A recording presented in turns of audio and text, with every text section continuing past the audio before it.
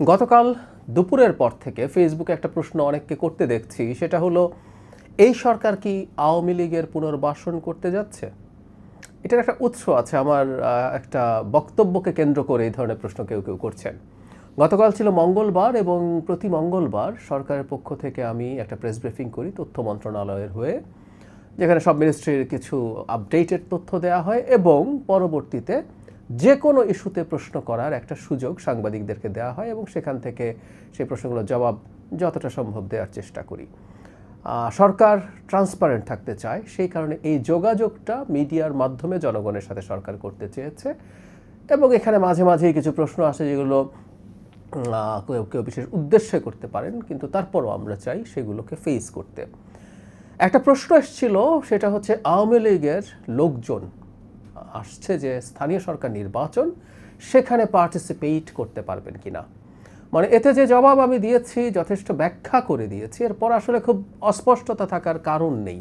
কিন্তু যে ঘটনাটা ঘটে ইদানিং সেটা হচ্ছে অনেকেই, অনেক মেইন স্ট্রিম মিডিয়ার কথাও বলছি, তারা আমার বক্তব্য থেকে একটা বাক্য নিয়ে তারা হেডলাইন করেন এবং সেই হেডলাইন দেখে অনেকে এর বেশি কিছু আর পড়েন না।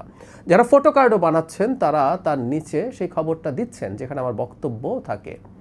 সবাই যে একইভাবে করছেন তা না, কেউ কেউ আবার এভাবে বলার চেষ্টা করছেন যে আওয়ামী লীগের লোকজনের নির্বাচনে, স্থানীয় সরকার নির্বাচনে পার্টিসিপেশন নিয়ে আমি যা বলেছি এরকম হেডলাইন করেও কেউ কেউ নিউজ করেছেন, তাতেও সমস্যা হয়নি। কিন্তু যে বললাম, ওই ফটো কার্ডগুলো দেখেই অনেকে সিদ্ধান্ত নিচ্ছেন এবং আমাকে অনেকে ব্যক্তিগতভাবেও জানতে চেয়েছেন আমি এ ধরনের কথা কেন বলেছি।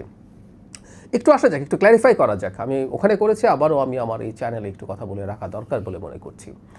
আমাকে প্রশ্ন করা হয়েছিল যে আওয়ামী লীগের লোকজন স্থানীয় সরকার নির্বাচনে পার্টিসিপেট করতে পারবেন কিনা। আমার জবাবটা খুব সহজ ছিল, সিম্পল ছিল। আমরা নিশ্চয়ই জানি স্থানীয় সরকার নির্বাচনে কোনো পার্টি পার্টিসিপেট করছে না। বেশ আগে একটা সময় এটা ছিল, কিন্তু মাঝখানে আওয়ামী লীগের সময় একটা আইনে পরিবর্তন করে যেটা করা হয়েছিল, স্থানীয় সরকার নির্বাচনগুলোর ক্ষেত্রে উপজেলা বা ইউনিয়নের চেয়ারম্যান বা পৌরসভা এবং সিটি কর্পোরেশনের মেয়রদের ক্ষেত্রে দল ছিল, দলীয় প্রতীকে নির্বাচন হতো। মেম্বার বা কাউন্সিলরের নির্বাচনটা ব্যক্তি করতেন, সেখানে কোনো দলের কোনো প্রতীক থাকতো না। এই আইনটা সংশোধন করে, মানে আওয়ামী লীগের সময় যেটা ছিল সেটা সংশোধন করে আবার আমরা আগের জায়গায় ফিরে গেছি। তার মানে এখন চেয়ারম্যান, মেম্বার, মেয়র, কাউন্সিলর সবাই নির্দলীয়ভাবে নির্বাচন করবেন। তার মানে স্থানীয় সরকার নির্বাচনে কোনো দল বা দলীয় মার্কার অস্তিত্ব নেই, সবাই এখানে ব্যক্তি হিসাবে আসবেন। অর্থাৎ বিএনপি নেই, জামাত নেই, আওয়ামী লীগও নেই, অন্য কোনো দলও নেই।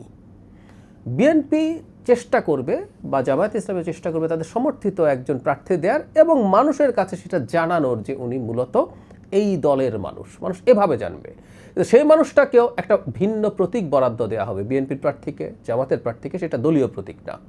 এখন এখানে একজন আওয়ামী লীগের সদস্য ছিলেন যিনি, বা আওয়ামী লীগের কোনো পদে সর্বশেষ অবস্থায় ছিলেন যিনি, তিনি যদি নির্বাচন করতে চান তিনি ব্যক্তি হিসাবে যাবেন, তিনি আওয়ামী লীগের কেউ হয়ে যাবেন না এবং তাকে শর্ত পূরণ করতে হবে যোগ্যতা অযোগ্যতার, সেই পদে তিনি নির্বাচন করতে যাচ্ছেন। যেমন ধরি আমরা উপজেলা যে পরিষদ আইন, সেখানে উপজেলা চেয়ারম্যান, ভাইস চেয়ারম্যান হওয়ার জন্য কি কি যোগ্যতা অযোগ্যতা আছে সেটা ধারা 8-এ বিস্তারিতভাবে উল্লেখ করা আছে।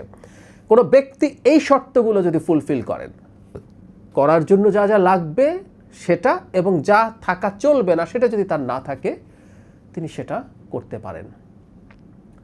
কি থাকলে নির্বাচন করা যাবে না এই শর্তের মধ্যে কোথাও লেখা নেই এখন পর্যন্ত অন্তত। তিনি কোনো কালে আওয়ামী লীগ করেছিলেন, আওয়ামী লীগের কোনো পদে ছিলেন, এরকম কোনো শর্ত নেই যে এটা থাকলে নির্বাচন করতে পারবেন না। সো এই আইনটা যেটা আছে, যেটার ভিত্তিতে এই নির্বাচনটা হবে, অন্যান্য ক্ষেত্রেও একই কথাই, একই রকমই থাকবে। সেই ক্ষেত্রে আসলে যেহেতু তাকে বার দেওয়া হচ্ছে না, তিনি নির্বাচন করতে পারবেন। আমি এইটুকু কথাই বলার চেষ্টা করেছি। এখানে আবারও বলছি, পার্টির আলোচনা একেবারেই অপ্রয়োজনীয়, কারণ নির্বাচনটা হচ্ছে ব্যক্তির মধ্যে। শর্ত ওটাই, তিনি যদি শর্ত ফুলফিল করতে পারেন তিনি নির্দ্বিধায় নির্বাচন করে ফেলতে পারবেন, এটুকু করতে হবে। এখন এটা আমি বুঝি যে আমাদের মধ্যে যে ট্রমা আছে দীর্ঘ সময়ের, আওয়ামী লীগের সময়ের মানে অ্যাক্টিভিজমের আলাপ যদি কেউ করি, মানে আমার এখন মনে হয় আর কি, আমাকে অনেকে ব্লেম করছেন যে আমি পুনর্বাসন করতে যাচ্ছি কিনা, আমি সরকারের হয়ে এই কথাগুলো আনছি, আওয়ামী লীগকে এই সরকার পুনর্বাসিত করার চেষ্টা করছে, এই অভিযোগগুলো যখন করে আমার কাছে খুব হাস্যকর মনে হয়। এবং এমন সব মানুষ করেন, তারা কে কী করেছেন আমরা আসলে জানি। আমি আমার ব্রিফিংয়েই বলেছি যে আওয়ামী লীগের কর্মকাণ্ড নিষিদ্ধ থাকার ব্যাপারে কিন্তু সরকারের সিদ্ধান্ত আছে।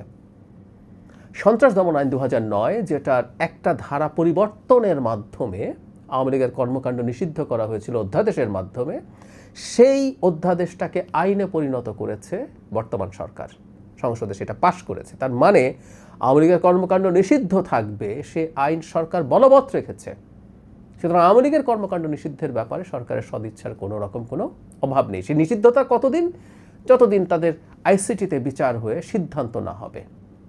এখন পর্যন্ত পরিস্থিতিটা সেই জায়গায়। সেই সরকারের মধ্যে থেকে এখন যেটা আইনে থাকবে না, তেমন কিছু গায়ের জোরে করার আসলে সুযোগ নেই। আমাদের আবেগ, আমাদের অনেক কিছু বিরুদ্ধে যেতে পারে, কিন্তু একটা রাষ্ট্র, একটা সরকার আইন মেনে চলবে, আইন মেনে চলা উচিত। এটাও সবচেয়ে জরুরি কথা। আমরা একটা সময় মনে করতাম একটা মানুষ নিশ্চিতভাবে অপরাধী, এটা যদি আমরা বুঝতে পারি তাকে গুলি করে মেরে ফেলা যায়। এক্সট্রাজুডিশিয়াল কিলিংয়ের পক্ষে আমরা বহু মানুষের সম্মতি দেখেছি, একটা সময় ফাইট করেছি, ব্লগে লিখতাম তখন বছরের পর বছর। সো আমরা ক্ষোভ থেকে, দুঃখ থেকে মাঝে মাঝে কোনো সিদ্ধান্ত নিতে পারি, ভাবতে পারি, কিন্তু রাষ্ট্র বা সরকার আইনের বাইরে যেতে পারে না।